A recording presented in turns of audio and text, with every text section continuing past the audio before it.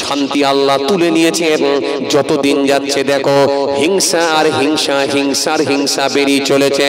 মানুষের আমানতের খেয়ানত চলছে, হিংসা বেড়ে গেছে, অহংকার বেড়ে গেছে, মেরে নেওয়া বেড়ে গেছে, কেড়ে নেওয়া বেড়ে গেছে, চিটিং বাজ বেড়ে গেছে, পর্দা উঠে গেছে, আমানতের খেয়ানতখানি বেড়ে গেছে, সুদখোর বেড়ে গেছে, ঘুষখোর বেড়ে গেছে। গোটা দেশে জুড়ে, সারা পৃথিবী জুড়ে হিংসার বাতাবরণ তৈরি হয়েছে।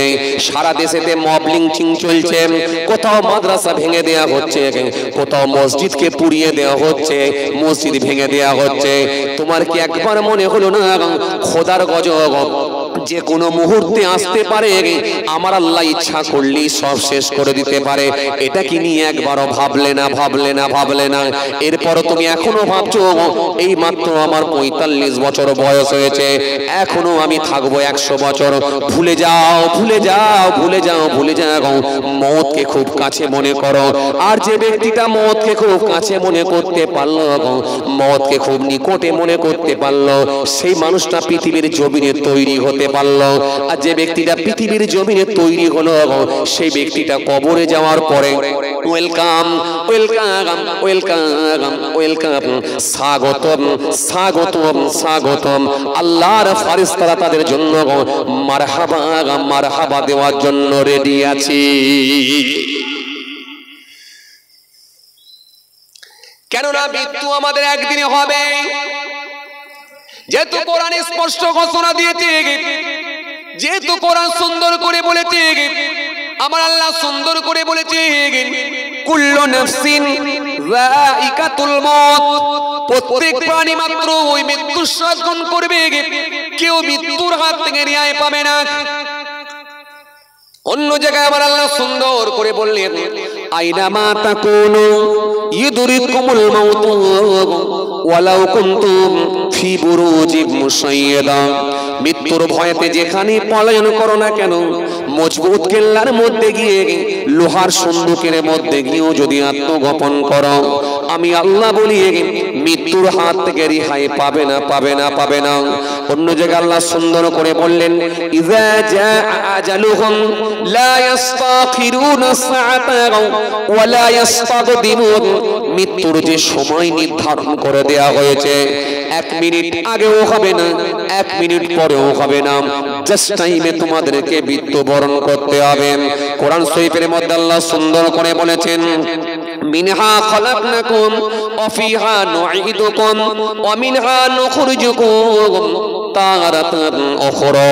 কোরআন শরীফের মধ্যে আল্লাহ বলেছেন, কাইফা তাকফুরুনা বিল্লাহি ওয়া কুনতুম আমওয়াতান ফাহিয়াকুম সুম্মা ইউমীতুকুম সুম্মা ইউহয়িকুম সুম্মা ইলাইহি তুরজাউন।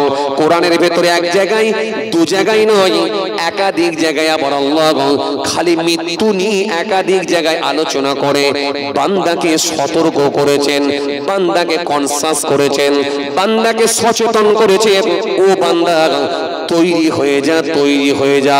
কেন আমি আজরাইলকে যখন পাঠাবো, ঘন্টা যখন মেরে দেব, সেদিনে কিন্তু আর তৈরি হবার কোনো সুযোগ থাকবে না। তার নাম হলো মওত, মওত, মওত।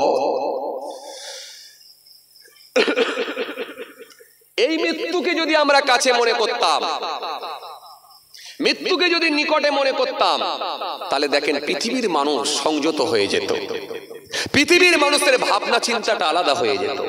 মব লিঞ্চিং আর হতো না, প্রতিহিংসার হতো না, মেরে নেওয়া থাকতো না, জুলুম থাকতো না, লোকে স্পটে হত্যা করে দেওয়া এটা থাকতো না। মানুষের ভেতরে একটা ভয় ভীতি ঢুকে যেত। কিন্তু এই মৃত্যুকে আমরা অনেক দূরে সরিয়ে দিয়েছি, মৃত্যুকে অনেক দূরে ঠেলে দিয়েছি। এই জন্য বাবাজি আমার ভাইরা, কোরআন শরীফের মধ্যে আল্লাহ সুন্দর করে বললেন, কাইফা তাকফুরুনা বিল্লাহি ওয়া কুনতুম আমওয়াতান ফাহিয়াকুম। আল্লাহ সুন্দর করে বললেন, কেমন করে তোমরা আমাকে অস্বীকার করো, আবার নাফরমানি করো? তোমরা তো ছিলে মৃত, তোমরা সবাই ছিলে মৃত। ওয়া কুনতুম আমওয়াতান ফাহিয়াকুম। আমি আল্লাহ তোমাদেরকে জিন্দা করেছি, আমি তোমাদেরকে জীবিত করেছি। তোমরা সবাই ছিলে মৃত, আমরা সবাই ছিলাম মৃত, এই বিশ্বাস কি আপনাদের হয়? কথা বলে না। আমরা সবাই ছিলাম মৃত, এই বিশ্বাসটা কি আপনাদের হয়? এই বাবু একটু বাইরের সাউন্ডটা দাও না, হালকা একটু হালকা দাও না, কষ্ট হচ্ছে, চাপ হচ্ছে। তোমরা সবাই ছিলে মৃত, এটা কি আপনাদের বিশ্বাস হয়? এটাকে দিও হয়। আমরা সবাই ছিলাম মৃত, ঠিক আছে, আমরা সবাই ছিলাম মৃত, এই বিশ্বাসটা কি আপনাদের হয়? কথা বলছেন না কেন? আপনারা বলবেন ভাইজান জ্যান্ত অবস্থায় বসে আছি আর আপনি বলছেন আমরা মৃত ছিলাম, এটা কেমন করে হয়? না, আল্লাহ বলছেন তোমরা ছিলে মৃত, ছিলে তোমরা মৃত। তার মানে আপনার বয়স কত? ও বাবাজি আমার ভাইরা, এখানে আল্লাহ বললেন, আল্লাহ অতীত কালকে টেনে নিয়ে এলেন। এখানে ভবিষ্যৎ নয়, বর্তমান নয়, বরং অতীতকে টেনে নিয়ে এসেছেন। আল্লাহ বোঝালেন বান্দা তোমরা তো সবাই ছিলে মৃত, সবাই আমরা ছিলাম মৃত। এখন যদি আপনারা বলেন ভাইজান মৃত আবার কেমন করে ছিলেন, তাহলে আপনাদেরকে একটু ক্লিয়ার করে বোঝাতে হয়। এখন আপনাকে যদি জিজ্ঞাসা করি আপনার বয়স কত, কেউ বলছে আমার বয়স হলো 22 বছর। আপনার বয়স কত? কেউ বলে আমার বয়স হলো 28 বছর। আপনার বয়স কত? কেউ বলে আমার বয়স হলো 32 বছর। আপনার বয়স কত? কেউ বলে আমার বয়স হলো 37 বছর। আপনার বয়স কত? কেউ বলে আমার বয়স হলো 67 বছর। আপনার বয়স কত? কেউ বলে আমার বয়স হলো 82 বছর। আলহামদুলিল্লাহ, অনেক বয়স পেয়েছেন আলহামদুলিল্লাহ। 82 বছর মানে বিরাট ব্যাপার। 82 বছর মানে বিরাট ব্যাপার। 82 বছর মানে বিরাট ব্যাপার। 90 বছর মানে বিরাট ব্যাপার।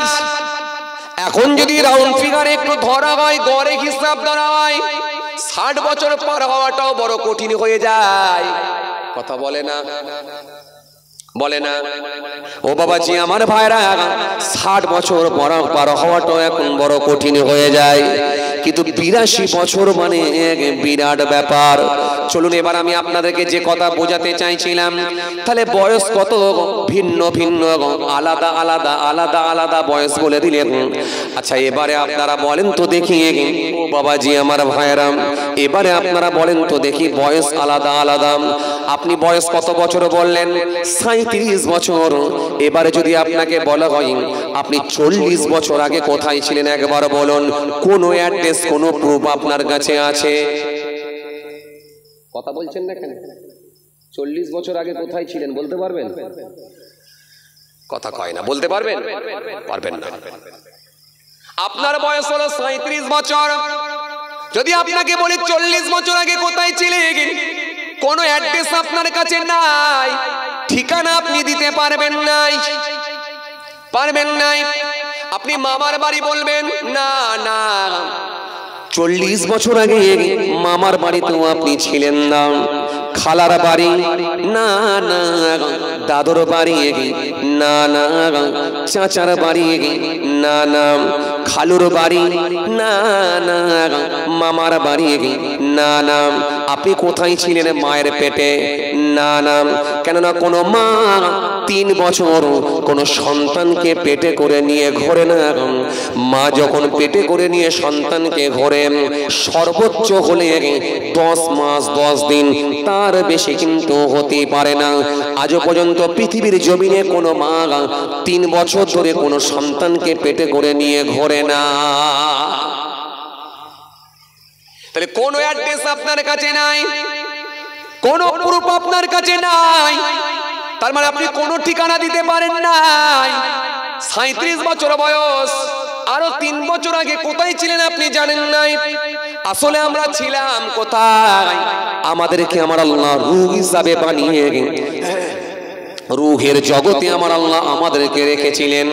সেদিন আমার আল্লাহ বললেন, আলাস্তু বিরাব্বিকুম, আমি কি তোমাদের রব নই? আমি কি তোমাদের মালিক নই? আমি কি তোমাদের স্রষ্টা নই? আমরা সকলেই বলেছিলাম কলু বালা, অবশ্যই আপনি আমাদের সব। আপনি আমাদের রব, আপনি আমাদের মালিক, আপনি আমাদের আল্লাহ। আমরা সবাই সেই সময় বলেছিলাম। এই জন্য আমার আল্লাহ খুশি হয়ে গিয়ে বললেন, বান্দারে তোদেরকে আমি আল্লাহ দুনিয়ার জমিনে পাঠাবো। তোকে 50 বছর, তোকে 60 বছর, তোকে 80 বছর, তোকে 90 বছর, তোকে 50 বছর, তোকে 20 বছর, তোকে 30 বছর পৃথিবীর জমিনে গিয়ে থাকবি।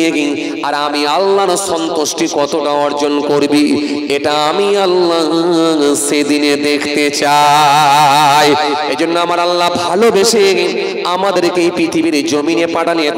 কিন্তু বান্দা পৃথিবীর জমিনে এসে সুদের খাতায় নাম, ঘুষের খাতায় নাম, মিথ্যার খাতায় নাম, মেরে নেওয়ার খাতায় নাম, হিংসার খাতায় নাম, প্রতারণার খাতায় নাম, চিটিংবাজের খাতায় নাম, মেরে নেওয়ার খাতায় নাম।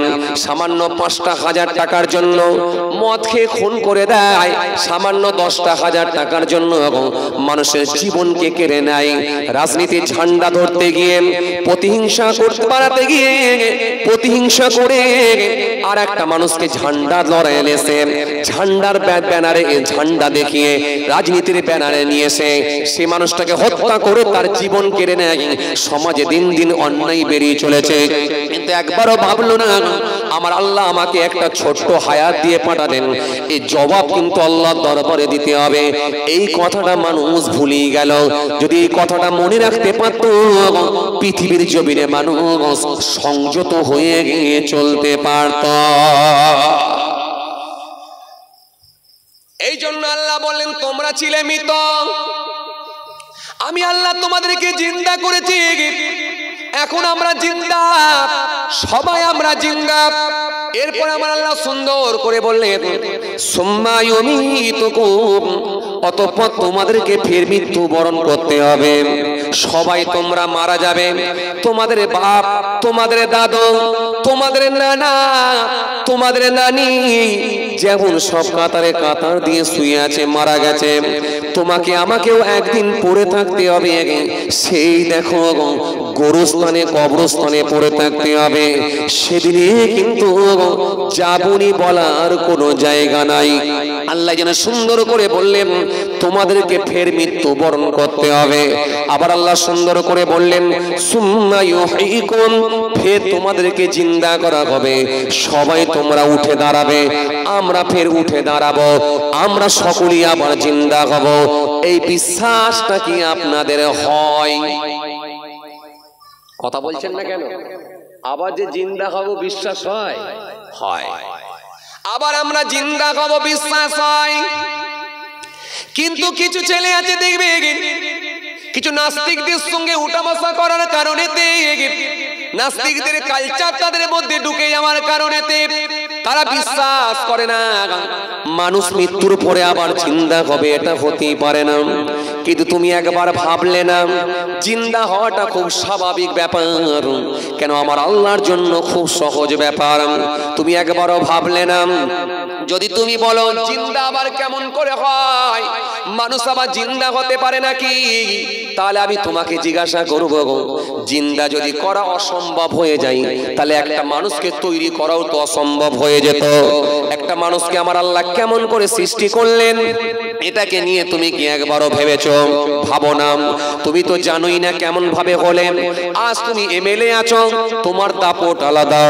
আজ তুমি পিডিও আছো, তোমার দাপট আলাদা। আজ তুমি চেয়ারম্যান হয়েছো, তোমার দাপট আলাদা, তোমার আওয়াজ আলাদা। কিন্তু বান্দা একবার ভাবো, কেমন করে তুমি পৃথিবীর জমিনে এলে, একবার ভাবো তুমি কেমন করে দুনিয়ায় এলে, একবার ভাবো। তোমাকে আল্লাহ কিভাবে পয়দা করলেন, বানালেন, একবার তুমি ভাবো। ও বান্দা বলো বলো বলো বলো, তুমি কি মায়ের গর্ভে ছিলে না? স্বামী স্ত্রীর সম্পর্কের মধ্য দিয়ে এক কাতরা নাপাক পানি থেকে আমার আল্লাহ পাক একটা সুন্দর বাচ্চা তৈরি করলেন। 10 মাস সময় নিয়ে মায়ের গর্ভে রেখে আমার আল্লাহ একটা পরিপূর্ণ বাচ্চা তৈরি করলেন। পঞ্চ ইন্দ্রিয়ে, চক্ষু দিয়ে, নাসিকা দিয়ে, জিহ্বা দিয়ে, হাত দিয়ে, পা দিয়ে, কান দিয়ে, মাথা দিয়ে, চোখ দিয়ে, মুখ দিয়ে নাক দিয়ে সুন্দর একটা স্ট্রাকচার তৈরি করে একটা বাচ্চা তৈরি করলেন। মাত্র 10 মাস সময় নিলেন। 10 মাস পরে তুমি ভূমিষ্ঠ হলেন।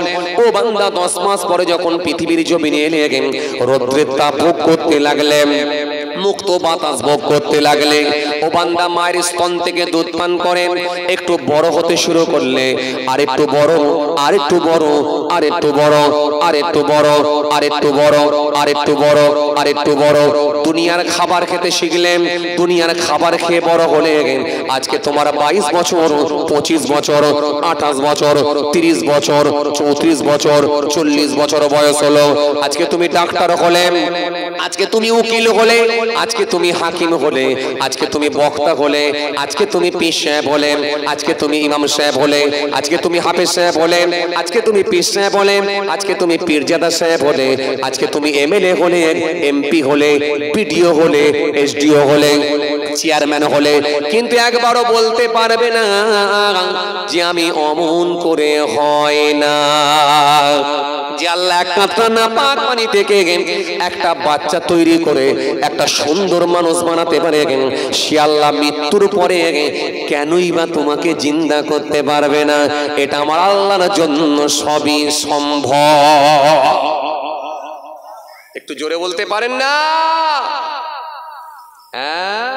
আচ্ছা, এবার একবার বলেন তো দেখি, মানুষ যখন মারা যায়, আচ্ছা বলেন তো তার শরীর থেকে কি নিয়ে নেওয়া হয়?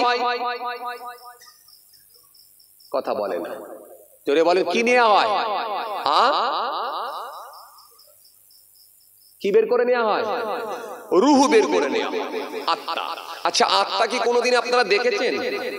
কথা কয় না। আত্মা কোনোদিন দেখেন না। আত্মা যিনি বের করে নেন তিনি কে? আল্লাহ। দায়িত্ব কার উপরে দেয়া আছে? কথা কয় না। দায়িত্ব কার উপরে? আজরাইল আলাইহিস সালাম। আজরাইলকে কোনোদিন দেখেছেন আপনারা? এই কথা বলে না। আজরাইলকে দেখেছেন? আজরাইলকে যিনি দেখেছে তিনি আর এখানে নেই। গোরস্থানটা কোন দিকে? এই দিকে। কারণ আজরাইলকে যেদিনে দেখবে সেদিনে ওই দিকে যাবে। আজরাইলকে কি দেখার শখ আছে? কথা বলছেন না কেন? আজরাইলকে দেখার ইচ্ছা আছে? সেদিন এক জায়গায় এই ওয়াজটা করেছি, বলছি আজরাইলকে দেখার ইচ্ছা আছে, তখন এক লোক বলছে হুজুর দেখার ইচ্ছা নেই। আমি বলছি না, উপায় নেই। দেখবে না মানে উপায় নেই। তোমার বাপ দেখেছে, তোমার দাদু দেখেছে, তোমার নানা দেখেছে, তোমার নানি দেখেছে, তুমিও দেখবে। উপায় নেই। তবে আজরাইলকে দেখবে যেদিনে, সেদিনে থাকবে ওখানে। কেন? আজরাইল আসে ফিনিশ করে দিয়ে যাবে। আমার দিকে তাকান, খেয়াল করেন। আজরাইল বের করবে কি? রূহ, আত্মা। এই রূহ যে কি জিনিস এটা আপনারাও জানেন না, আমিও জানি না। রূহ কোনটা দিয়ে বের করা হয় তাও জানি না। জানেন আপনারা? জানেন? কেন একটা মানুষ যখন মারা যায় তার শরীরে কোনো জায়গায় দাগ দেখা যায় না। কাটার দাগ, ফাড়ার দাগ, চেরার দাগ, কোনো দাগ দেখা যায় না। ভাই, ও বাবা, দান তুলতে হবে? হায় হায় হায় হায়, দান ছাড়া জলসা নেই। আল্লাহু আকবার। কি হবে? তাহলে থাকার আলোচনা করবো।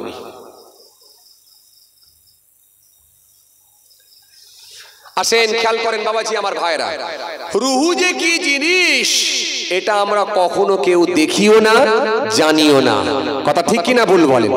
এমনকি আজরাইল আলাইহিস সালাম বলছেন যে রূহ যে কি জিনিস আমি আজরাইলও জানি না।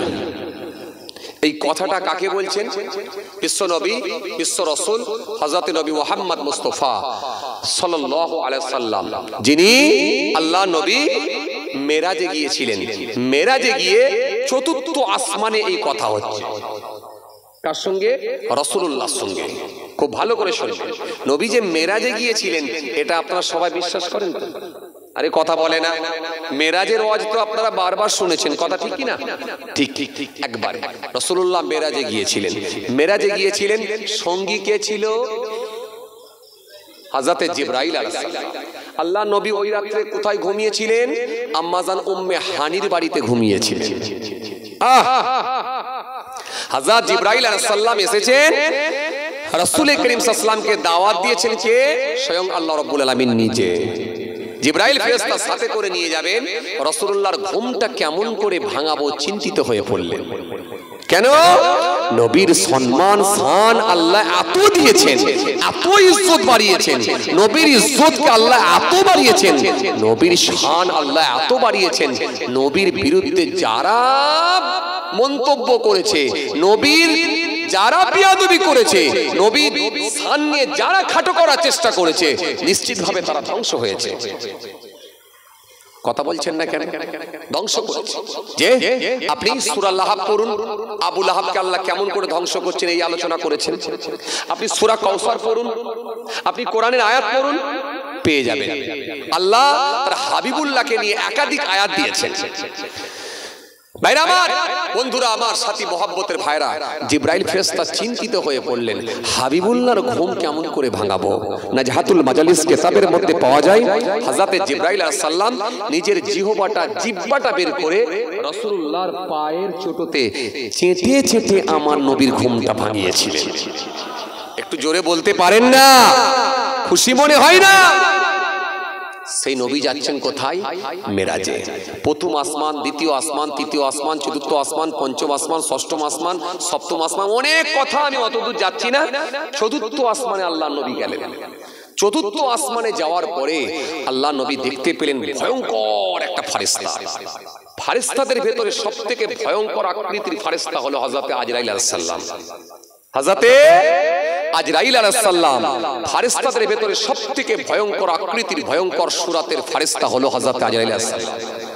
আল্লাহ নবী চতুর্থ আসমানে যখন আজরাইল ফারেস্তাকে দেখলেন, ভয়ঙ্কর আকৃতি, ভয়ঙ্কর সূরাত, আল্লাহ নবী জিজ্ঞাসা করলেন, হে জিবরাইল, এটা কোন ফারেস্তা একটু বলো তো।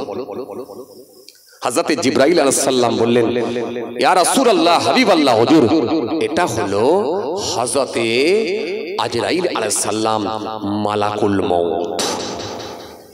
ইনি সারা পৃথিবীর সমস্ত প্রাণীর আত্মা বের করেন, রূহ বের করেন, আত্মা বের করেন। আল্লাহ নবী একটু সামনে গেলেন, সামনে গিয়ে আজরাইল আলাইহিস সালামকে লক্ষ্য করে সালাম দিলেন, দিয়ে বললেন, আসসালামু আলাইকুম ইয়া মালাকাল মউত। কোনো জবাব নাই, কোনো উত্তর নাই, কোনো রেসপন্স নাই। নবী সালামের উত্তর দেননি, জবাব দেননি, এটা আমার আল্লাহ কি কখনো মেনে নিতে পারে? কথা বলছেন না কেন? মেনে নিতে পারে? পারে না। সঙ্গে সঙ্গে আমার আল্লাহ পাক জানিয়ে দিলেন, আজরাইল, তোমাকে যিনি সালাম দিচ্ছেন উনি আর অন্য কেউ নয়, উনি হলেন আখিরি জামানার নবী, উনি হলেন আমার দোস্ত, উনি হলেন আমার পয়গম্বর, উনি আর অন্য কেউ নয়, উনি হলেন আমার বন্ধু, উনি হলেন আমার নবী, আখিরি জামানার নবী, উনি হলেন হাবিবুল্লাহ হযরত নবী মুহাম্মদ মুস্তাফা সাল্লাল্লাহু আলাইহি ওয়াসাল্লাম। আরো জোরে বলেন, আরো জোরে বলেন, হে আজরাইল, সাবধান হয়ে যাও, যিনি সালাম দিচ্ছেন উনি হলেন আমার বন্ধু, আমার দোস্ত, সালাম দিচ্ছেন। হে আজরাইল, সালামের জবাব দাও, আর আমার হাবিবুল্লাহ যা জিজ্ঞাসা করবে সব একটা একটা একটা একটা করে উত্তর দাও, কেন আমি আমার হাবিবুল্লাহর শান সব থেকে বেশি বাড়িয়ে দিয়েছি। হযরত আজরাইল ফেরেশতা সেই সময় উঠে বললেন, নিজের আসন ছেড়ে উঠে বললেন, উঠে আল্লাহ নবীর সামনে গেলেন, সামনে গিয়ে বললেন, ওয়া আলাইকুম আসসালাম ইয়া রাসূলুল্লাহ ওয়া ইয়া হাবিবাল্লাহ হুজুর। ওয়াল্লাহ নবী, বিয়াদবি মাফ করুন হুজুর, বিয়াদবি ক্ষমা করুন হুজুর। হুজুর, আপনি আমাকে সালাম দিয়েছিলেন, আমি আজরাইল বড় ব্যস্ত ছিলাম হুজুর, কেননা আমাকে আমার আল্লাহ এত কঠিন দায়িত্ব দিয়েছেন, সারা পৃথিবীর সমস্ত প্রাণীর রূহ বের করার দায়িত্ব আমার উপরে অর্পিত। ও আল্লাহ নবী, শুধু তাই নয়, কোথায়, কোন জায়গায়, কি অবস্থায়, কি হালতে কিভাবে কার জান বের করতে হবে পুরো দায়িত্ব আমার আল্লাহ আমার উপরই দিয়ে রেখেছেন। এজন্য আমি ভীষণ চাপের মধ্যে থাকি। ও আল্লাহ নবী, আমি আমার কাজ থেকে কখনো অব্যাহতি পাই না, আমি আমার কাজ থেকে কখনো অবসর হতে পারি না, আমি আমার কাজ থেকে কখনো নিষ্কৃতি পাই না। ও আল্লাহ নবী, বিয়াদবি নেবেন না হুজুর, এই জন্য আমি উত্তর দিতে তখন পারি না। এখন আমি উত্তর দিয়েছি আর আপনার সামনে এসেছি, আপনার সঙ্গে কথা বলার সুযোগ পেয়েছি। যতক্ষণ আপনি বলবেন ততক্ষণ আমি উত্তর দেব, কারণ আমি আমার দপ্তর বন্ধ করেছি, একমাত্র উত্তর দেওয়া কথা বলার সুযোগ পেয়েছি আমার রবের হুকুম হয়ে গেছে, আমার রবের হুকুম হয়ে গেছে। এই জন্য আমি কথা বলার সুযোগ পেয়েছি। হুজুর বলেন, আপনি কি জানতে চাইছেন? আল্লাহ নবী সেই সময় বলেন, আজরাইল, তোমাকে আমি কতগুলো কথা জিজ্ঞাসা করে আজরাইল, তাহলে একটু আমাকে বলো। হে আজরাইল, বলো তো দেখি, সারা পৃথিবীর সমস্ত প্রাণী রূহ বের করো, এই রূহ যে বের করো, আত্মা যে বের করো, এটা কেমন করে বের করো একবার বলো। ও আজরাইল বলো বলো। একই নামেতে অনেক ব্যক্তি থাকতে পারে, আপনাদের এখানেও দেখেন একই নামে অনেক লোক থাকে। এখানেও দেখবেন আব্দুল সত্তার, আব্দুল জব্বার, আব্দুল খালেক, আব্দুল মালিক, আব্দুর রহিম, আব্দুল জব্বার, আব্দুল করিম। পাশে কার্তিকপুরে যান, আব্দুল সত্তার, আব্দুল জব্বার, আব্দুল খালেক, আব্দুল মালিক, আব্দুর রহিম, আব্দুল করিম পাবেন। পাশে চলে যান, গান্নিয়ায় চলে যান, আব্দুল সত্তার, আব্দুল জব্বার, আব্দুল করিম, আব্দুর রহিম, আব্দুল খালেক পাবেন। পাশে চলে যান, গোসাইপুরে যান, আব্দুল সত্তার, আব্দুল জব্বার, আব্দুল খালেক, আব্দুল মালিক, আব্দুর রহিম পাবেন। বলো একই নামে অনেক ব্যক্তি আছে, তুমি চিহ্নিত করো কি করে এটা ওই ব্যক্তিটাই, এটা কেমন করে বোঝো আমাকে একটু বলো। কষ্ট হচ্ছে আপনাদের? জোরে বলেন।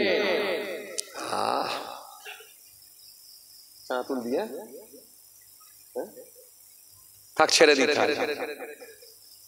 আবার হবে এখন অন্য সময় ইনশাআল্লাহ। কষ্ট হয়ে যাচ্ছে আপনাদের? থাক থাক, এ পর্যন্তই থাক। বলো আজরাইল, জান কেমন করে বের করো এটা বলো। আর তুমি ব্যক্তিটাকে চিহ্নিত করো কি করে এটা বলো। লোকেশন তোমার কাছে কেমন করে দেওয়া থাকে এটা বলো। আর কি আজরাইল, তুমি যে জান বের করার জন্য যাও না, এখান থেকে কাজ মেটাও। ইয়া রাসূলুল্লাহ, হাবিবাল্লাহ, হুজুর সব কাজ মিটিয়ে দিই হুজুর। আসন ছেড়ে ওঠো না। আসন ছেড়ে হুজুর মোট 3 বার উঠেছিলাম, এখনো পর্যন্ত মোট 3 বার উঠেছিলাম। আল্লাহু আলাম, আল্লাহই ভালো জানেন ভবিষ্যতে কোনোদিন উঠতে হবে নাকি, তবে আসন ছেড়ে মোট এখনো পর্যন্ত 3 বার উঠেছিলাম। আল্লাহর নবী বললেন, আসন ছেড়ে যদি 3 বারই উঠতে হয় তো কার কার বেলায় আসন ছেড়ে উঠেছিলে বলো। কঠিন প্রশ্ন, আমি শুনতে চাই, বলো। আমি আমার উম্মতদেরকে বলবো, বলো কার কার বেলায় আসন ছেড়ে উঠেছিলে বলো। ইয়া রাসূলুল্লাহ, হাবিবাল্লাহ, হুজুর আর কিছু জিজ্ঞাসা করবেন? আল্লাহর নবী বলেন, হে আজরাইল, বলো তোমার ডানা কটা বলো। ইয়া রাসূলুল্লাহ, হাবিবাল্লাহ, হুজুর আমার ডানা হলো মোট 4টে। পালক কটা? ইয়া রাসূলুল্লাহ, হাবিবাল্লাহ, হুজুর অসংখ্য পালক, গণনা করা যায় না। আচ্ছা, পালক তো দেখতে পাচ্ছি, এই পালকের অগ্রভাগে মস্তক, মাথা দেখতে পাচ্ছি, ব্যাপারটা কি? প্রত্যেকটা পালকের অগ্রভাগে একটা করে মস্তক, মাথা। শুধু মাথা দিয়ে শেষ না, ওই মাথার সঙ্গে লাগানো আছে 2টো করে চোখ, একটা করে মুখ, 2টো করে হাত। এই অগণিত, গণনা করা যায় না, এত কোটি কোটি মাথা। কতগুলো মাথা আছে একটু বলো। ইয়া রাসূলুল্লাহ, হাবিবাল্লাহ, হুজুর এই মাথা গণনা করে শেষ করা যাবে না হুজুর, একমাত্র আমার মালিকই জানে কতগুলো মাথা আছে। তবে এতটুকু আপনাকে বলতে পারি হুজুর, এই পৃথিবীর শুরু থেকে নিয়ে শেষ পর্যন্ত যত প্রাণী জন্মগ্রহণ করবে এবং যত প্রাণী সব গুজরে গেছে, সব মারা গেছে, মৃত্যুবরণ করেছে, ততগুলো মাথাই কিন্তু আমার আল্লাহ আমার এই ডানার মধ্যে দিয়ে দিয়েছে। একটু জোরে বলতে পারেন না? আরো খুশি মনে হয় না? তবে হুজুর একটা কথা শুনেন, যখন কোন প্রাণী মৃত্যুবরণ করে মারা যায়, অমনি আমার এই পালকের অগ্রভাগ থেকে একটা করে মস্তক মাথা বিলুপ্ত হয়ে যায়, শেষ হয়ে যায়।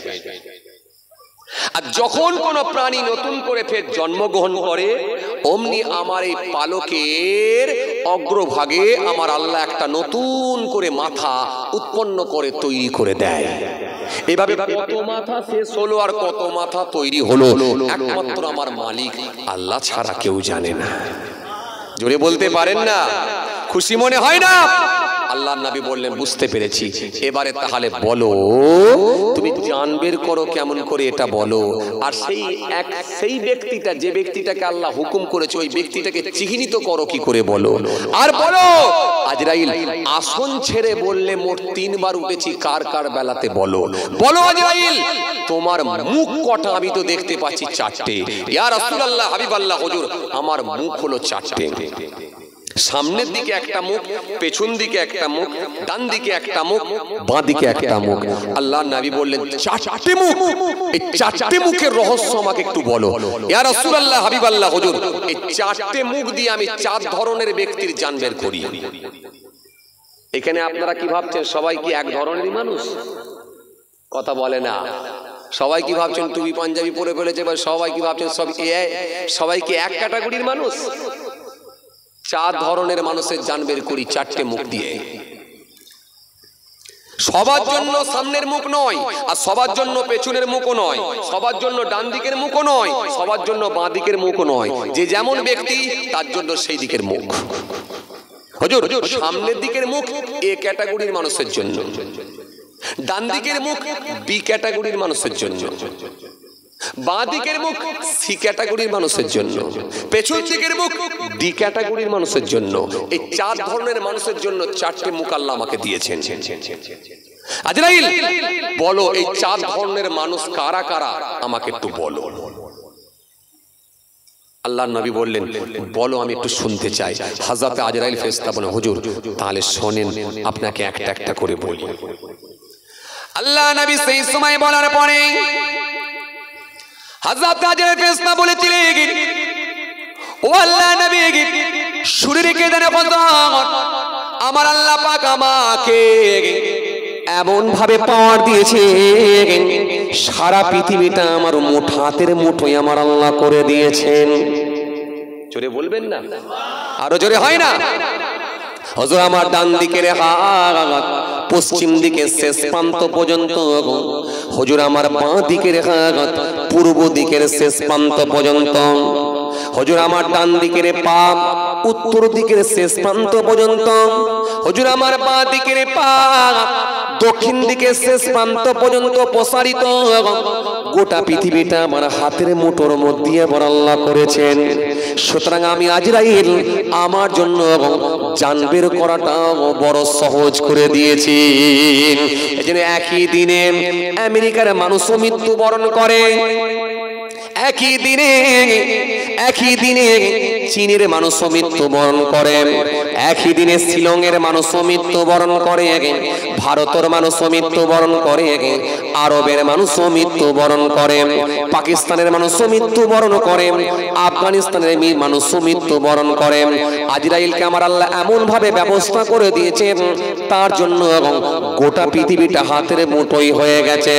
যে কোনো সময় যে কোনো মুহূর্তে যে কোনো প্রান্ত থেকে জান বের করাটা বড় সহজ করে দিয়েছি।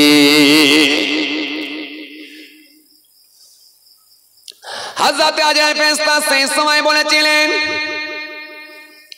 ও আল্লাহর নবী বিয়াদবি নেবেন না, হুজুর জান বের করাটা আমার জন্য বড় সহজ করেছেন আমার আল্লাহ।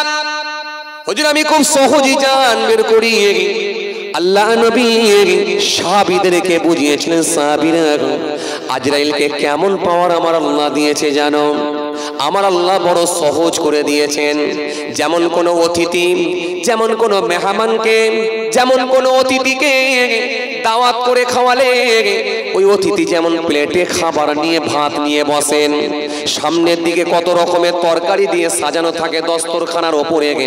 এটা হলো গোস্তের তরকারি, এটা হলো পিপের তরকারি, এটা হলো ছাগলের তরকারি, এটা হলো মটনের তরকারি, এটা হলো বিফ তরকারি, এটা হলো চিকেনের তরকারি, এটা হলো মুরগির তরকারি, এটা আছে কি মাছের তরকারি, ফিশের তরকারি, এটা আছে কি ডিমের তরকারি, এটা আছে কি আন্ডার তরকারি, এটা আছে সালাদ, এটা আছে দই, এটা আছে ভুনা, এটা আছে কোফতা, এটা আছে টিকিয়া। কত রকমের খাবার দেখেন লাইন দিয়ে বাটিতে বাটিতে সাজানো থাকে।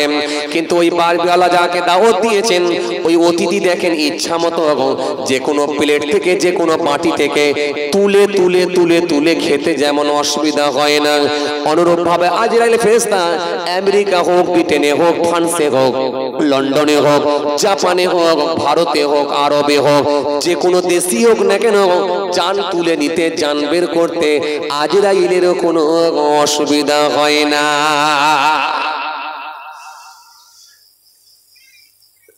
আল্লাহ নবী সেই সময় বলে আজরাইল বুঝলাম, এবারে তুমি আমাকে একটু বলো আজরাইল, ও আজরাইল এবারে বলো লোকেশনটা তোমার কাছে কেমন করে দেওয়া তাকে বলো। হযরত আজরাইল ফেরেশতা সেই সময় বললেন, ওয়াল্লাহ নবী সামনে দেখতে পাচ্ছেন একটা বিরাট বড় টেবিল, এই টেবিলটা হলো গোটাটাই নূরের টেবিল, আর টেবিলের পায়া দেখতে পাচ্ছেন অসংখ্য পায়া, এই পায়া একটা দুটো তিনটে চারটে নয়, মোট 70,000 আমার আল্লাহ নূরের পায়া দ্বারা এই টেবিল বানিয়ে দিয়েছেন। এটাই হলো আমার দফতর, এটাই হলো আমার জায়গা, আমার আল্লাহ করে দিয়েছেন। ওয়াল্লাহ নবী একটু সামনের দিকে দেখতে পেলে আপনি দেখতে পাবেন বিরাট বড় একটা গাছ দেখতে পাবেন, ওই গাছেতে অসংখ্য পাতা আছে, কোটি কোটি পাতা গোনা যায় না, আর ওই পাতাতে প্রত্যেকটা পাতাতে প্রত্যেকটা প্রাণীর নাম লেখা আছে। যখন কোনো ব্যক্তি মৃত্যুবরণ করবেন, মারা যাবে, মারা যাবার 40 দিন আগে পাতার রংটা পাল্টে যায়, পাতার কালারটা পাল্টে যায়। যখন এই পাতার কালারটা পাল্টে যায়, পাতার রংটা পাল্টে যায়, অনুরূপ ভাবে দেখবেন মানুষটাও দেখবে পাল্টাতে থাকে। এই জন্য দেখবেন কিছু লোক মরণের আগে পাল্টে যায়। অনেক সময় মানুষকে আমরা দেখতে পাই মরণের আগে দেখবেন পাল্টে যায়, তার কথাবার্তার ধরনটা আলাদা হয়ে যায়, তার ব্যবহার আচারটা আলাদা হয়ে যায়, তার মধ্যে যথেষ্ট শিষ্টাচার দেখা যায়, তার ভাবভঙ্গিমা পাল্টে যায়, তার লেবাস পোশাকটা পাল্টে যায়, তার মধ্যে নামাজ চলে আসে, আস্তে আস্তে দেখা যায় মুখে দাঁড়িয়ে রাখাও শুরু করে দেয়। অনেকে বলবে দেখ লোকটা মারা গেল ঠিকই, কিন্তু মরে যাওয়ার আগে দেখ পুরো পাল্টে গিয়েছিল।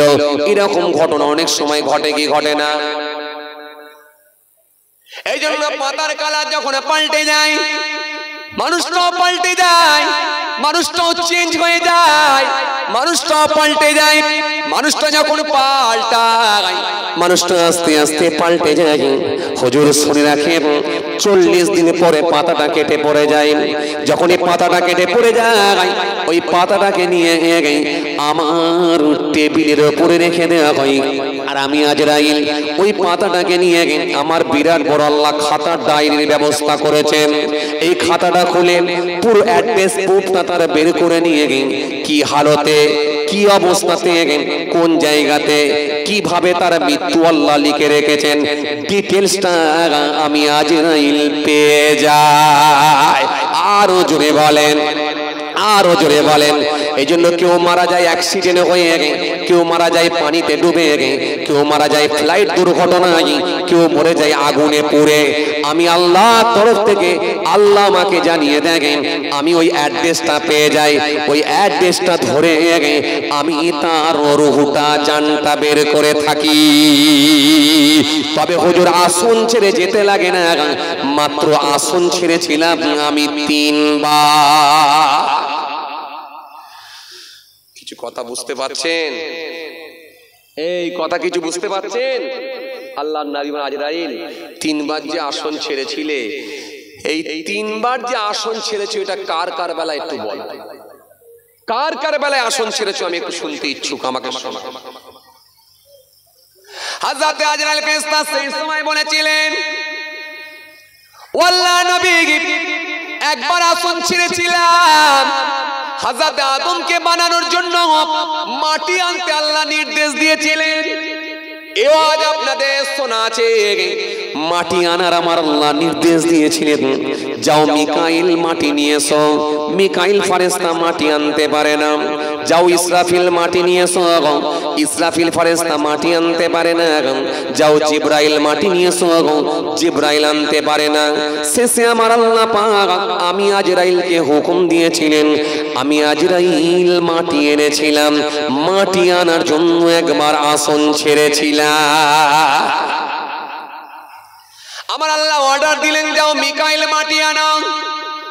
হযরত মিকাইল ফেরেশতা যখন মাটি আনতে গেলেন, মাটি সেই সময় কাকুতি মিনতি করে বলেছিল, ও মিকাইল ফেরেশতা মাটি আপনি তুলবেন না, কেননা এই মাটি থেকে যদি আদমকে আমার আল্লাহ বানান আর আদমের আওলাদরা সমস্ত রকম পাপ কর্মের সঙ্গে সম্পৃক্ত হবে। তাদের মধ্যে থাকবে চুরি, তাদের মধ্যে থাকবে খুন, তাদের মধ্যে থাকবে ঘুষ, তাদের মধ্যে থাকবে মেরে নেওয়া, তাদের মধ্যে থাকবে হিংসা, তাদের মধ্যে থাকবে প্রতারণা, সমস্ত রকম অন্যায় কাজের সঙ্গে সম্পৃক্ত হবে। আর আমার আল্লাহ নারাজ হয়ে গিয়ে জাহান্নামের আগুনে দিয়ে দেবেন।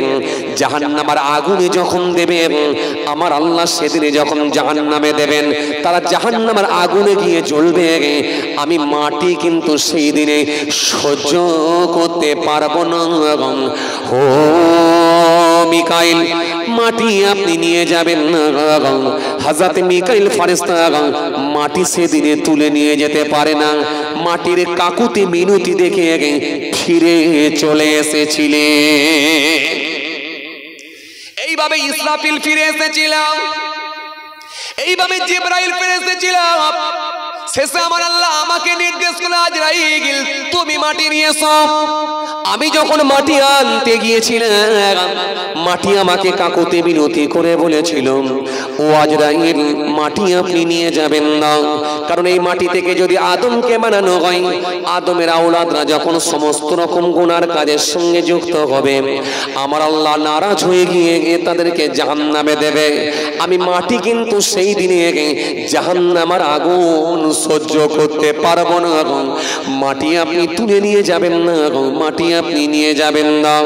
ও আজরাইল মাটি আপনি এগিয়ে নিয়ে যাবেন না।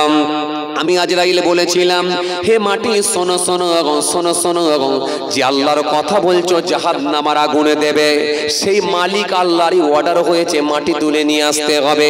সুতরাং আমি আমার আল্লাহর নির্দেশকে অমান্য করতে পারবো না। আমি আমার আল্লাহর হুকুমকে পালন করার জন্য এসেছি। আমি তোমার কথা শুনবো না, কারোর কথা শুনবো না। আমি এখান থেকে মাটি তুলে নিয়ে গিয়ে আমার রবের সন্তুষ্টি অর্জন করব, আমার মালিককে খুশি করব, কারোর কথা শুনবো না। সেদিনে আমি আজরাইল মাটি তুলে নিয়ে এসেছিলাম, আর আমার আল্লাহ পাক আমার উপরে খুশি হয়েছিলেন। এই মাটি তোলার জন্য একবার আসন ছেড়ে গিয়েছিলাম। আসন ছেড়েছিলাম কবার? কথা বলে না, কবার? 3 বার। হলো কবার? এই একবার। হুজুর আমি আসন ছেড়ে গিয়েছিলাম, আসন ছেড়ে উঠেছিলাম, মাটি আমি তুলে নিয়ে এসেছিলাম, মাটি কিন্তু আমি তুলেছিলাম। আর এই জন্য আমার আল্লাহ আমাকে সারা পৃথিবীর সমস্ত প্রাণীর আত্মা রূহ বের করার দায়িত্বটাও আমাকে আল্লাহ দিয়ে দিয়েছে। জোরে বলতে পারেন না? খুশি মনে হয় না? আল্লাহ বলেন, আজরাইল তুমি যখন মাটি তুলতে পেরেছ, তুমি আত্মা বের করবে, রূহ বের করবে। হযরত আজরাইল বলেন, আমার আল্লাহ এই দায়িত্বটা আপনি আমাকে দেবেন না। কেন? মানুষের যখন আত্মা বের করব, তার বাড়ির সদস্য যারা থাকবে, সদস্যা যারা থাকবে, তারা আমাকে বেফাঁস মন্তব্য করবে, নানা ভাষায় তারা আমাকে আক্রমণ করবে, তারা আমাকে গালি দেবে, কত রকমের কথা বলবে। আমি আজরাইল সহ্য করতে পারবো না, ও আমার আল্লাহ এই দায়িত্বটা আপনি আমাকে দেবেন না। সেদিন আমার আল্লাহ বলেন, আজরাইল ঘাবড়াবে না, চিন্তিত হয় না, মানুষ যখন মারা যাবে তোমাকে কেউ দোষারোপ করবে না। আমি আল্লাহ মরণ দেবো, কিন্তু এক একটা কারণে আমি আল্লাহ মৃত্যু দেব। কাউকে আমি আল্লাহ পানিতে ডুবিয়ে মারব। লোকে জিজ্ঞাসা করবে কি করে মারা গেছে, কেউ বলবে পানিতে ডুবে মরেছে, বলবে ও আচ্ছা আচ্ছা আচ্ছা আচ্ছা। আবার কাউকে আমি আল্লাহ অ্যাক্সিডেন্ট দিয়ে মারব। লোকে জিজ্ঞাসা করবে কি করে মারা গেছে, বলবে অ্যাক্সিডেন্টে মারা গেছে, বলবে ও আচ্ছা আচ্ছা আচ্ছা আচ্ছা। কাউকে আমি আল্লাহ ভূমিকম্পতে মারব। লোকে বলবে কি করে মারা গেছে, বলবে ভূমিকম্পে মারা গেছে, বলবে ও আচ্ছা আচ্ছা আচ্ছা আচ্ছা। কাউকে পানিতে ডুবিয়ে মারব। লোকে বলবে কি করে মারা গেছে, লোক বলবে পানিতে ডুবে মরেছে, বলবে ও আচ্ছা আচ্ছা। কাউকে হার্ট অ্যাটাক করে মারব, হার্ট ফেল করে মারা যাবে, হার্ট অ্যাটাক হয়ে মারা যাবে, লোকে বলবে কি করে মারা গেল, বলবে হার্ট অ্যাটাক করে মারা গেছে, বলবে ও আচ্ছা আচ্ছা। কাউকে আমি আল্লাহ ক্যান্সার দিয়ে মারব। লোকে বলবে কি করে মারা গেল, কেউ বলবে ক্যান্সার হয়ে মারা গেছে, অনেক দিন ধরে ভুগছিল, ক্যান্সার হয়ে মারা গেছে, বলবে ও আচ্ছা আচ্ছা আচ্ছা আচ্ছা। কাউকে আমি আল্লাহ পাক দুটো কিডনি নষ্ট করে দেব। লোকটি মারা যাবে, কিডনি ফেল হয়ে যাবে। লোকটি যখন মারা যাবে, লোকে জিজ্ঞাসা করবে কি করে মারা গেল, লোক বলবে কিডনি দুটো নষ্ট হয়ে গিয়েছিল, অনেক দিন ধরে ভুগছিল, মারা গেছে, বলবে ও আচ্ছা আচ্ছা। এই আচ্ছা আচ্ছা বলে মেনে নেবে। মরণটা একটা সিস্টেমেটিক করে দেব। আজরাইল তোমাকে কেউ দোষারোপ করবে না, তোমাকে কেউ তোমার নামে অপবাদ দেবে না, তোমাকে কেউ গালি দেবে না। মরণটা আমি আল্লাহ একটা একটা সিস্টেমেটিক করে দেব, মরণের এক একটা কারণ করে দেব। এই মওতটাকে দেখবে তারা সবাই মেনে নেবে। সেই মওত হচ্ছে, আমরা দেখেন সবাই মাথা পেতে মেনে নিয়েছি, কেননা এটা আমার মালিক যখন করেছে, মালিকের হুকুম অমান্য করার কোনো জায়গা না। কি কথা কিছু বুঝতে পারছেন? এই বুঝে যাচ্ছে কথা? সেই মওত। হুজুর আসন ছেড়ে একবার উঠেছিলাম এই মাটি তোলার সময়। আল্লাহ নবী বললেন, তুমি তো বললে 3 বার, আর 2 বার কেন আসন ছেড়েছিলে বলো? হযরত আজরাইল ফেরেশতা সেই সময় বললেন, হুজুর শুনেন, আর একবার আমি আসন ছেড়েছিলাম হযরত আদম আসসালামের জান বের করার জন্য। হযরত আদম আসসালামকে আল্লাহ হায়াত দিয়েছিলেন কত বছর? কথা কয় না, কথা বলে না। হযরত আদমকে আল্লাহ হায়াত দিয়েছিলেন ক বছর? বলে বলো। চাচা বলছে 1000, উনিও বলছে 1000। একদম ঠিক। হযরত আদম আসলামকে আল্লাহ 1000 বছর হায়াত দিয়েছিলেন। হযরত আদমকে আমার আল্লাহ যখন বানালেন, তৈরি করলেন, তৈরি করে আল্লাহ পাক নবী আম্বিয়া সালামদের রূহগুলোকে এক জায়গায় জমা করলেন। জমা করে বলে, আদম তাকাও, এইদিকে তাকাও, এইদিকে একবার তাকিয়ে দেখো। হযরত আদম আসলাম যখন তাকিয়ে দেখলেন, নূরানি চেহারার মানুষগুলোকে দেখতে পেলেন। হযরত আদম প্রশ্ন করে, আল্লাহ ইনারা কারা? ইনাদের গোটা শরীরগুলো দেখছি নূর আর নূর, নূর আর নূর, নূর নূর নূর আর নূর। আমার আল্লাহ বললেন, আদম চিনতে পারো না, বুঝতে পারো না, চেহারাগুলো চমকাচ্ছে নূরের মতো, বুঝতে পারো না আদম, এরা অন্য কেউ নয়, এরা হলো তোমারই বংশধর, তোমারই সন্তান, এরা হলো তোমারই, ইনারা হলো তোমারই ছেলে। ভবিষ্যতে ইনারা প্রত্যেকে এক একজন নবী রাসূল হয়ে যাবে। জোরে বলতে পারেন না? আরো জোরে হয় না?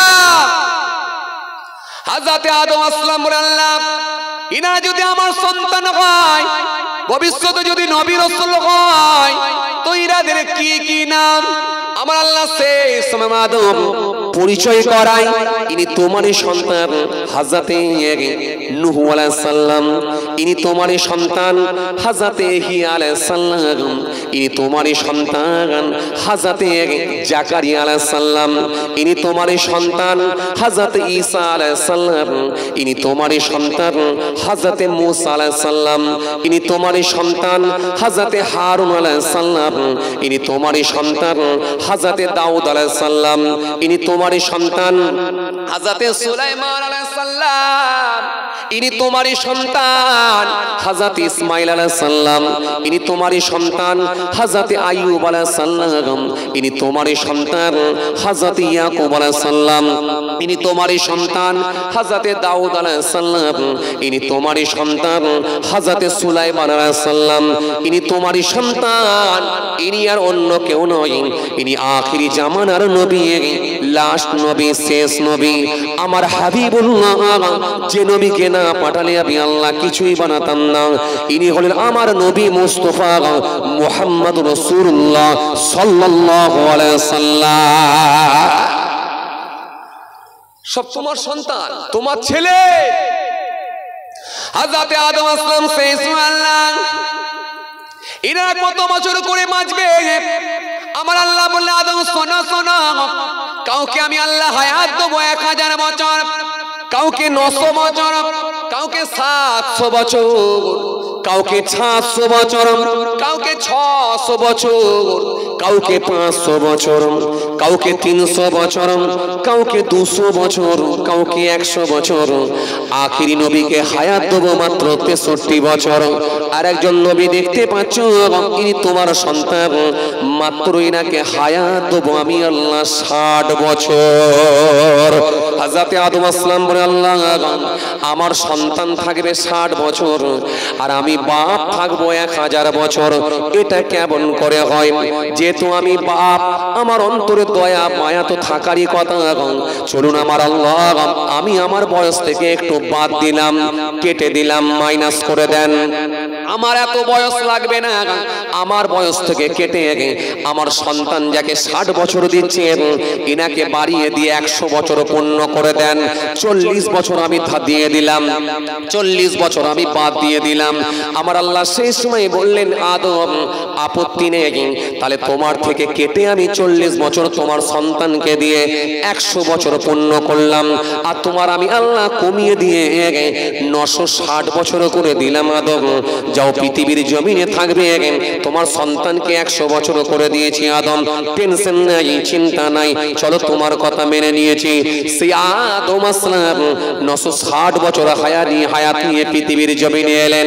কিন্তু হযরতে আজরাইল ফেরেশতা যখন 960 বছর বয়স হলো, আজরাইল ফেরেশতা যখন এসে হাজির হয়ে গেল, আজরাইল এসে যখন সালাম দিলেন, সালাম দিয়ে বললেন হুজুর চলুন। হযরতে আদম আসলাম সেই সময় বললেন বলো এ আজরাইল, জান বের করার জন্য না দেখা করার জন্য? হযরতে আদম আসলাম বলেছিলেন, আজরাইল ফেরেশতা বলেছিলেন ও আল্লাহ নবী হযরতে আদম আসলাম জান বের করার জন্য এসেছি, দেখা করার জন্য নয়। হযরতে আদম আসলাম বললেন হে আজরাইল, আমার কি মনে নাই আমার আল্লাহ আমাকে 1000 বছর দিয়েছে আর তুমি 960 বছরে চলে এসেছো? এটা কেমন করে হতে পারে? তুমি কি ভাবছো আমি 40 বছর মনে নেই, ভুলে গেছি নাকি?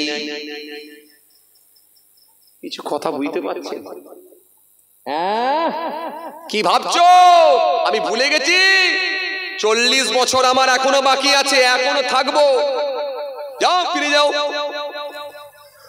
হযরতে আজরাইল বলে কি সর্বনাশ, কি সর্বনাশ, কি সর্বনাশ! এখন অন্য কেউ হলো তো নাম ভুলিয়ে দিতাম, কথা ঠিক কিনা? সাদ্দাতের নাম ভুলিয়ে দিয়েছি, ফেরাউনের নাম ভুলিয়ে দিয়েছি, কারকের নাম ভুলিয়ে দিয়েছি, কথা বলে না। নমরুদের নাম ভুলিয়ে দিয়েছি, এ কথা বলে না। ইনি পৃথিবীর সর্বপ্রথম মানুষ, আল্লাহর নবী। এখন বেয়াদবি করার তো কোনো জায়গা, বড় বেয়াদবি করার কোনো জায়গা না। আল্লাহ এখন আমি কি করি, কি করি?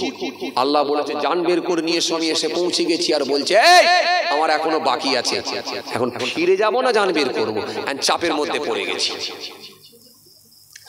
হযরতে আদম আসলাম যখন এই কথা বলেছে, হযরতে আজরাইল ফেরেশতা বড় টেনশনের মধ্যে পড়ে গেলেন।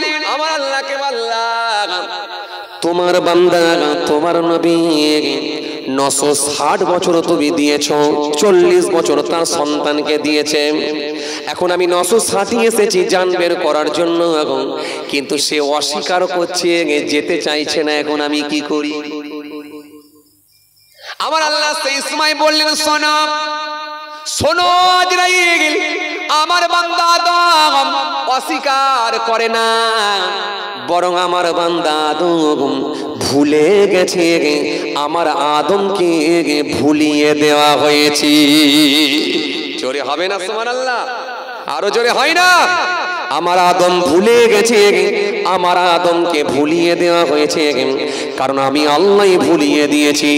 আর আদম আসলাম ভুলে গিয়েছিলেন বলে আদমের বংশধর, আদমের আওলাদরা আজকের দিনে ভুলে যায়। মাচায় বসে বসে চাচার ভাইপো গল্প করছে, ভাইপো জিজ্ঞাসা করছে, ও চাচা দুপুরবেলা কি দিয়ে ভাত খেলেন?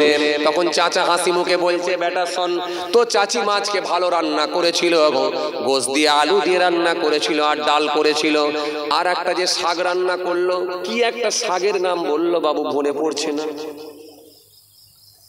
কথা বলছেন না, কি শাকের নাম বললো, ও মনে করতে পারছি না।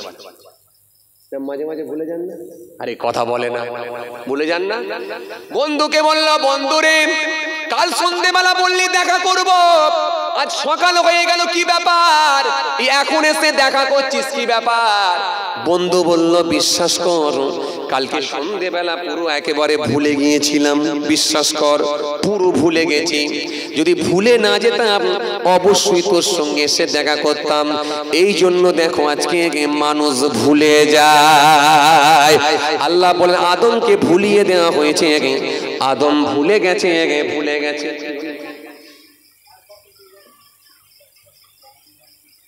আচ্ছা ছেড়ে দিই, যাক, আল্লাহ যদি ফের কোনদিন মৌকা দেয় ইনশাআল্লাহ আলোচনা হবে। আমার জন্য দোয়া করবেন, আমি আপনাদের জন্য দোয়া করি। আল্লাহ আমাদের সকলকে বলার থেকে শোনার থেকে বেশি বেশি করে আমল করার তৌফিক দেন। আমরা জোরে বলি আল্লাহুম্মা আমিন। যাই হোক বাবাজি, আমার ভাইরা, আদম আসলামকে ভুলিয়ে দেওয়া হয়েছিল, আমার আল্লাহ ফের বয়সটা বাড়িয়ে 1000 বছরই করে দিয়েছিলেন। এই আদমের জান বের করার জন্য হুজুর আমি আসন ছেড়ে উঠেছিলাম। মোট তাহলে আসন ছাড়া হলো কবার? 2 বার। আর বাকি রইল কবার? 1 বার। ওটা রয়ে গেল। আর মুখ ছিল কটা? 4টে। এই 4টে মুখে কার কার জান বের করা হয়েছিল এটা রয়ে গেল। আল্লাহ যদি ফের কোনো সুযোগ দেয় ইনশাআল্লাহ আলোচনা হবে। সবাই আমার জন্য দোয়া করবেন, আমি আপনাদের জন্য দোয়া করি। রাত অনেকটাই হয়ে গেছে, আবার চাঁদা তোলার ব্যাপার, কথা বুঝতে পারছেন বাবাজি আমার ভাইরা। পয়সা না তুললে হয়তো কিছুটা আরো দেওয়া যেত, আর পয়সা না তুললে হবেই বা কি করে? সবই তো পয়সা। একেবারে কবরে ঢুকিয়ে দিলে আর পয়সা লাগে না, কথা বলে না। মরে গেলেও পয়সা লাগে, তাও কাপড় কিনতে গেছে পয়সা, লাইফ বয় সাবান কিনতে গেছে পয়সা, আতর কিনতে গেছে পয়সা, কর্পূর কিনতে গেছে পয়সা, তাও বলছে পয়সা। একবারে কবরে ঢুকিয়ে দিলে, বাঁশ চাপা দিলে, মাটি চাপা দিলে আর পয়সা লাগবে। ও কোনোদিন পয়সা লাগবেও না, ইনকামও করবে না, আর কারো কাছে চাইবে। কথা ঠিক কিনা বলবো? কথা ঠিক কিনা বলবো? বাকি সব জায়গায় পয়সা, সব জায়গায় পয়সা। এই যে এই জ্বলছে পয়সা, এই যে শুয়ে আছে পয়সা, এই যে বকছে পয়সা, সব জায়গায় পয়সা, সব জায়গায় পয়সা।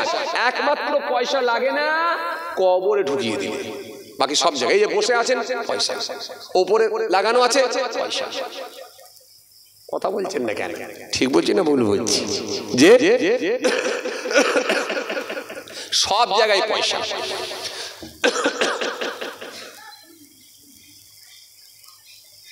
ভাইরা আমার, যাই হোক, আল্লাহ যদি ফের কোনদিন সুযোগ দেয় ইনশাআল্লাহ আলোচনা হবে। বাকিটা ইনশাআল্লাহ কোনদিন কভার করব। এই 4 ধরনের মানুষ কেমন, কথা কিছু বুঝতে পারছেন? এ ক্যাটাগরির মানুষ কারা, বি ক্যাটাগরির মানুষ কারা, সি ক্যাটাগরির মানুষ কারা জানেন আপনারা? জানেন আপনারা? জানেন। আল্লাহ বলছে এই ক্যাটাগরির মানুষ ওরা কারা? ইন্নামাল মুমিনুনা ইখওয়াতুন ফাসলিহু বাইনা আখওয়াইকুম ওয়াত্তাকুল্লাহ লাআল্লাকুম তুরহামুন। এই ক্যাটাগরির মানুষ কারা? জি, এই ক্যাটাগরির মানুষ কারা? ওরা আল্লাহু ওয়ালিউল্লাযিনা আমানু ইখরিজুহুম মিনাজ যুলুমাতি ইলান নূর ওয়াল্লাযিনা কাফারু আউলিয়াহুমুত তাগুত ইখরিজুহুম মিনান নূরি ইলাজ যুলুমাত উলাইকা আসহাবুন নার হুম ফিহা খালিদুন। এরকম এক একটা আয়াত আর হাদিস দিয়ে যদি বুঝিয়ে দেওয়া হয় তাহলে এইখানেই দেখবেন ভাগ হয়ে যাবে। কে এ ক্যাটাগরি, কে বি ক্যাটাগরি, কে সি ক্যাটাগরি, কে ডি ক্যাটাগরি, কে কোন লাইনে আছে সব ভাগ হয়ে যাবে। এমনি তার কাউকে বলা যাবে না এই মুরতাদ এখানে আয়, ও তো একা আসবে না, লাঠি নিয়ে আসবে। আরে কথা বলেন না, এই বেঈমান এখানে আয়, বেঈমান বললো মেনে নেবে, সে লাঠি নিয়ে আসবে। আরে কথা বলছেন না কেন? এই মুনাফিক এখানে আয়, সে কি আর এমনি আসবে? হাতে লাঠি নিয়ে আসবে। তোমার এত বড় হিম্মত, তুমি আমাকে বেঈমান বলে ডাকছো? আরে কথা বলছেন না কেন? কথা বলেন ঠিক না? ঠিক না? জি ঠিক। এমনি যদি কাউকে বলা এই জানোয়ারের বাচ্চা এইদিকে আয়, লাঠি নিয়ে আসবে। তোমার এত বড় হিম্মত, তুমি জানোয়ারের বাচ্চা বললে? আর যদি ঘুরিয়ে দিয়ে বলা এই বাঘের বাচ্চা এইদিকে আয়, তখন পাঞ্জাবি উড়াতে উড়াতে এসছে, বলছে আমি না এরকমই ঘটনা ঘটাই। কথা বলছেন না কেন? বাঘের বাচ্চা বললে খুব খুশি, মানে বাঘটা জানোয়ারের থেকে মনে হয় আলাদা। এই যে যদি কাউকে বলা হয় মুরতাদ এদিকে আয়, রেগে যাবে। যখন মুরতাদের আলামত তুলবে না, তখন বলবে সর্বনাশ করছি, তো যা বলছে সব আমার সঙ্গে মিলে যাচ্ছে। ফাসেক এদিকে আয়, রেগে যাবে। যখন ফাসেকের আলামত তুলবে না কোরআন হাদিস দিয়ে, তখন মাথা নিচু করে সর্বনাশ করছি, তো যা বলছে সব আমার সঙ্গে মিলে যাচ্ছে। তখন বুঝতে পারবে category A, category B, category C, category D সব ভাগ হয়ে যাবে। কথা বুঝতে পারছেন? আর আজরাইলকে আমার আল্লাহ চারটে মুখ দিয়েছেন, ভাগ করে দিয়েছেন। সবার জন্য এক মুখ নয়, না। নোংরা মানুষের জন্য এই মুখ নয়, ভালো মানুষের জন্য আলাদা মুখ, খারাপ লোকের জন্য আলাদা মুখ, দুষ্টু লোকের জন্য আলাদা মুখ, আলাদা আলাদা মুখ দিয়েছে। কথা বুঝতে পারছেন ভাইরা আমার? যাই হোক, আল্লাহ যদি ফের কোন সুযোগ দেয় ইনশাআল্লাহ আলোচনা হবে। তো একটু রান্নার সরঞ্জাম, যাই হোক বাবাজি আমার ভাইরা, এই যে জলসা মাহফিল হচ্ছে, আপনারা সবাই খুশি তো নাকি? আল্লাহু আকবার। আজকে কিন্তু নড়াতে পারিনি আপনাদেরকে, পুরো একদম যেন মনে হচ্ছে সেই গেঁথে গেছে। কথা বুঝতে পারছেন না? হ্যাঁ, জলসা মাহফিল খুব বেশি বেশি শুনছে, সবাই বসে আছে দেখে, তবু যেন মনে হচ্ছে কতদিনের যেন একটা মাথায় বোঝা নিয়ে বসে আছে। এমন ভাবে বোঝা চাপিয়েছে যেন মনে হচ্ছে 200 কিলো করে ওজন, লড়েও না হেলেও না। যে কিন্তু কারোর চোখে আমি ঘুমও দেখতে পাচ্ছি না। তবু প্রথমে ওই চাচাটা একটু হালকা ঘুমোচ্ছিল, কিন্তু দেখেন আর ঘুম নেই। চাচা দেখেন আর ঘুম নেই, হাসছে। কথা বুঝছেন না? যে আল্লাহু আকবার। একটু তাকবীর দেন, নারায়ে তাকবীর। কি আওয়াজ হচ্ছে রে ভাই! গরু গোশ খাওয়া কি বন্ধ করে দিলেন নাকি? বলছি গরু গোশ খাওয়া কি বন্ধ করে দিলেন নাকি? হ্যাঁ, তো গরু গোশ যখন খাচ্ছেন টেম্পার এরকম থাকবে? আল্লাহু আকবার। একটু জোরে হবে না নারায়ে তাকবীর? একটু খুশি মনে সবাই মিলে দেন না নারায়ে তাকবীর। একটু আল্লাহর সন্তুষ্টির জন্য দেন। আমরা কাউকে ডাকছি না, ডাকছি একজনকে, জমিন আসমানের মালিক, সারা পৃথিবীর মালিক আমার রব্বুল আলামিন আল্লাহ, যিনাকে আমার আল্লাহ, আমার স্রষ্টা, আমার মালিক, যিনি আল্লাহু লা ইলাহা ইল্লাহু, আল্লাহ তিনি ছাড়া কোনো মাবুদ নাই। আল হাইয়ুল কাইয়ুম, তিনি চিরস্থায়ী চিরজীবী, ছিলেন, আছেন, থাকবেন। লা তাখুযুহু সিনাতুন ওয়ালা নাওম, যিনি তন্দ্রা নাই, ঘুম নাই, আরাম নাই, বিশ্রাম নাই, সব বিষয়ে যিনি অবগত, সেই আল্লাহকে ডাকছি। একটু সবাই মিলে সমস্বরে আওয়াজ করে দিতে পারেন না? নারায়ে তাকবীর। কেউ ফাঁকি মারেননি তো? ফাঁকি মারলে লস কাদের? আমাদের নিজেদের, তাই না? আমার আল্লাহর কোনো ক্ষতি হতে পারে না। ক্ষতি আমাদের নিজেদের। যদি নারাজ হয়ে যাই তাহলে শেষ। সকালে ঘুম থেকে উঠছে, আল্লাহ ইচ্ছা করলেই বলতে পারে, ডান দিকে ঘুরিয়ে দিতে পারে জিভ, বাঁ দিকে ঘোরাতে পারে ঠোঁট, বান্দাকে বলতে পারে এবারে ওঠ। পারে কি পারে না? ছোট্ট একটা মিনি স্ট্রোক আল্লাহ দিতে পারে কি পারে না? ছোট্ট একটা মিনি প্যারালাইসিস দিতে পারে কি পারে না? পারে, সব আমার আল্লাহ পারে। সুতরাং সেই আল্লাহকে রাজি করার জন্য আমরা কেউ ফাঁকি না মেরে আল্লাহর সন্তুষ্টি অর্জন করার জন্য, আমার আল্লাহকে রাজি করার জন্য সবাই মিলে একবার দেন না দেখি নারায়ে তাকবীর। আর একবার দেন নারায়ে তাকবীর। চ্যাংদানা গ্রামের বাৎসরিক ইশালে সওয়াব, চ্যাংদানা গ্রামের বাৎসরিক ইশালে সওয়াব, সিলসিলায়ে মুজাদ্দিদ জামাত, দাদা পীরের হক সিলসিলা, দাদা পীরের হক সিলসিলা, নারায়ে তাকবীর। মাশাআল্লাহ মাশাআল্লাহ মাশাআল্লাহ, আলহামদুলিল্লাহ। বাপ ভাইরা মা বন্ধুরা আমার, এবার আপনারা বলেন এই যে জলসা হচ্ছে আপনারা সব খুশি তো নাকি? কথা বলছেন না কেন? সবাই খুশি তো নাকি? হ্যাঁ, জলসা দিলে লস নেই, লাভ আছে, লাভ আছে। কেন? মনে রাখবেন এই যতটা দেখছেন দাড়িওয়ালা টুপিওয়ালা নামাজি যতটা আছে, এটাও কিন্তু জলসার ওসিলাতি আছে। ওই যে আমি আগে বলছিলাম না, যে হারে জলসা হচ্ছে সে হারে মানুষ পরিবর্তন হয় না, তবে যতটুকু আছে সেটাও কিন্তু এই জলসার ওসিলাতি আছে। কেন? এটা বন্ধ হয়ে গেলে আরো শেষ হয়ে যাবে। কথা কিছু বুঝতে পারছেন? এই যে রাসূলুল্লাহ বলেছেন মাজলিসু ফিহি খায়রুন মিন ইবাদাতি 60 সানাত। আল্লাহর নবী বলেন 60 বছর নফল ইবাদত করার থেকেও একটা দিনই মাজলিস হলো আল্লাহর কাছে উত্তম, আল্লাহর কাছে প্রিয়। জোরে বলতে পারেন না? তাহলে মাজলিস এ জলসা দরকার আছে। কিছু মানুষ তারা বলে জলসা দিয়ে কটা মানুষ হেদায়েত হয়েছে। না, এরকম কথা বলবেন না।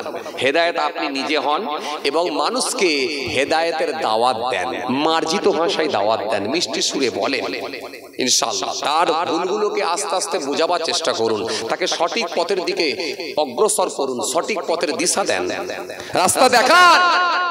কিন্তু জলসা দিয়ে কটা মানুষ হেদায়েত হয়েছে এরকম কথা বলবেন না। কেন? মনে রাখবেন এমনও মানুষ আছে যা মাদ্রাসার দরজা দেখেনি, মক্তবের চৌকাঠ পার হয়নি, যতটা আলহামদুলিল্লাহ নামাজ রোজা ধর্ম যতটা মেনে চলে সেটাও কিন্তু এই জলসার ওসিলাতি করে। জোরে বলতে পারেন না? আরো জোরে হয় না?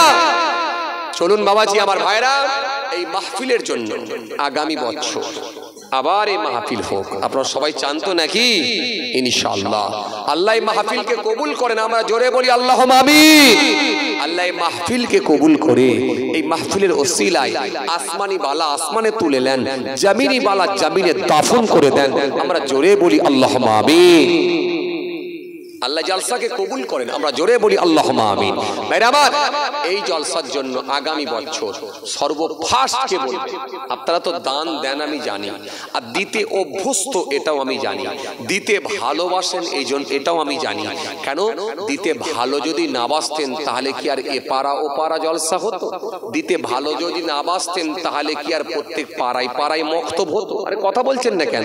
দিতে ভালোবাসতে যদি না, দিতে যদি না ভালোবাসতেন তাহলে কি আর প্রত্যেক পাড়ায় পাড়ায় মসজিদ হতো? না, দান দিতে আপনারা পছন্দ করেন, ভালোবাসেন, আর দানকারীকেও আমার আল্লাহ পছন্দ